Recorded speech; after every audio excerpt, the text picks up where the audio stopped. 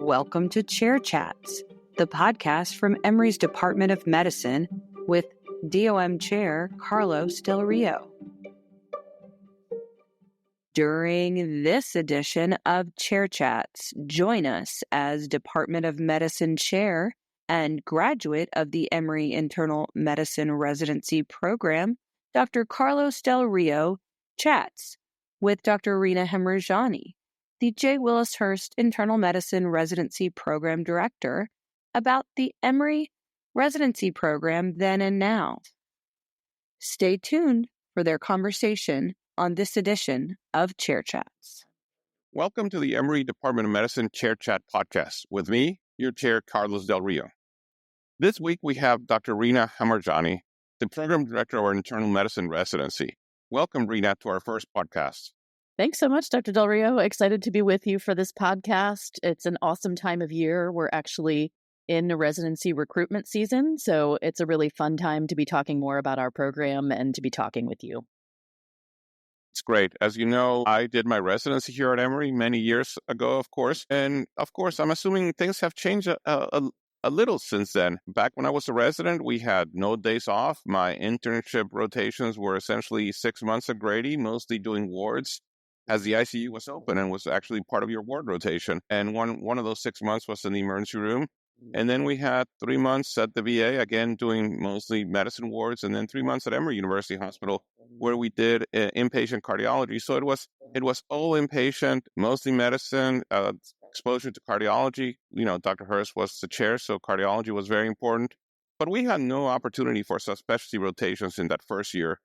Our morning report at Grady with Ken Walker was legendary, and I would say also probably a bit scary. It occurred every day at 7 a.m., and all the overnight call teams were required to attend. And you would gather all your admission charts. You know, sometimes you brought to morning report 10, 12, binders of patients across the hospital. And then Dr. Walker will go over your HMPs and ask questions. Occasionally things got tense and you worried that chart may be thrown at you, but, rarely that happened. But boy, it was scary. That's awesome to hear about sort of the history of your own residency experience. And yes, things are definitely a little bit different now. I would say that there's several differences I want to highlight about our residency program currently. We're really proud, of course, that our residents spend a significant portion of their time in awesome clinical experiences on the wards and in the ICUs and on night floats. There certainly are a lot less of the 24-hour calls and essentially almost none in our program at this point.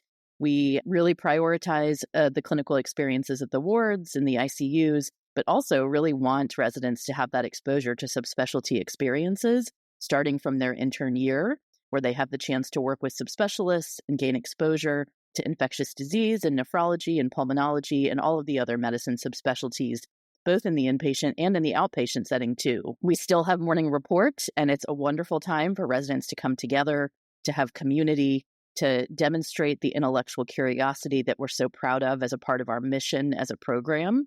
But residents are not coming to morning report after 24-hour calls. They're coming when they're on days on the wards, and it's a chance to have a donut and some coffee and to really chat with friends about exciting cases. There's nothing being thrown at anyone, thankfully. We've gotten rid of that part. And there's definitely still a core value of service, still lots of intellectual curiosity, and definitely clinical rigor, but also a lot of fun. From going to morning report, what I see thrown all the time by the chief residents is pearls of knowledge. And that I think is really fantastic. And I've been impressed about how wonderful teachers our chief residents are and what great morning report is. So, and whenever I get a chance, I attend just because I learn a lot from sitting there as well. I tell people that I'm a PGY 41. I'm still, in my learning phase, and sitting in morning report is very enjoyable. There's also a lot more outpatient experience, right? I mean, I remember in my residency day, you have half day a week at clinic, once a week, and that was it. Continuity was hard. So you've gone to a very different system, X plus Y. Could you explain that?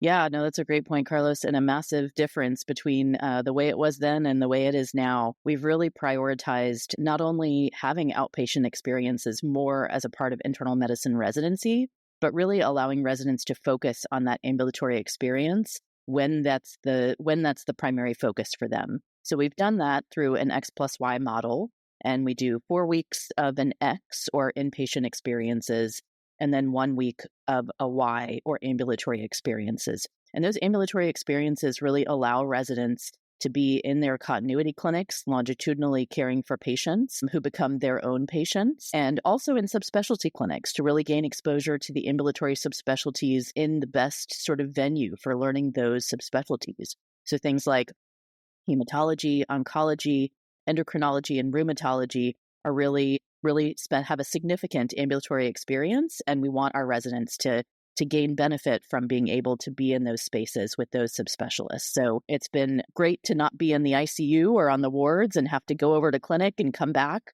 to your ward service and really be able to focus on the ambulatory experience when you're there. Yes, I remember that being very tense. You had sick patients, you had to go to clinic, you therefore did not prioritize your outpatient learning.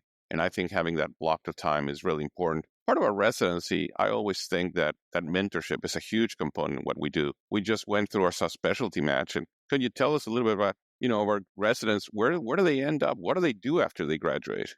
Yeah, Carlos. So I always love to talk about this. I am really proud of the fact that our residency program prepares residents to go on to do anything that they want to do. I think that's one of the real highlights of our program, that we are able to really help people become their best selves, whatever path they want to go on. So we have residents that go on to a breadth of subspecialty fellowships in a variety of places all over the country. We have residents that go on to primary care, particularly those from our primary care track, who have additional experiences with extra primary care clinics to help them really prepare to be ready for that career pathway. We have those that go on to hospital medicine and practice as academic hospitalists or community-based hospitalists in a variety of places, and residents who go on to really unique careers, whether those are EIS fellowships or public health. There's really endless possibilities of what our residents can do. Not only are they incredibly talented, but we really value mentorship and individualized experiences during residency to help them on whatever pathway they want to pursue. And always happy to talk about mentorship too. I think there's several ways in which residents can find mentors in our program. Some are really structural, that we have associate program directors who are paired with our residents longitudinally throughout their 3 years of training. Some are really organic, as our residents rotate through clinical experiences and work with our phenomenal faculty. They find faculty who really sync with them and then go on to really residency long and maybe even lifelong mentoring relationships.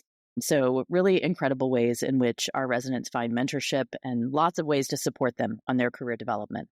Absolutely. So to wrap up the discussion, Rima, match day is around the corner. You're almost done interviewing. What are you excited about in the incoming class? Yeah, you're right, Carlos. We've interviewed some incredible people and really excited about who's going to be joining us in the near future. Really excited to meet our incoming intern class, and who knows, maybe we'll be interviewing our future chair. Absolutely.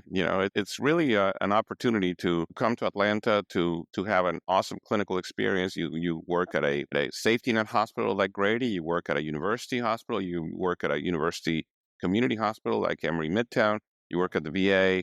So you have really the wide variety of experiences, all the way from, safety net to highly specialized, and the learning and the opportunities are incredible.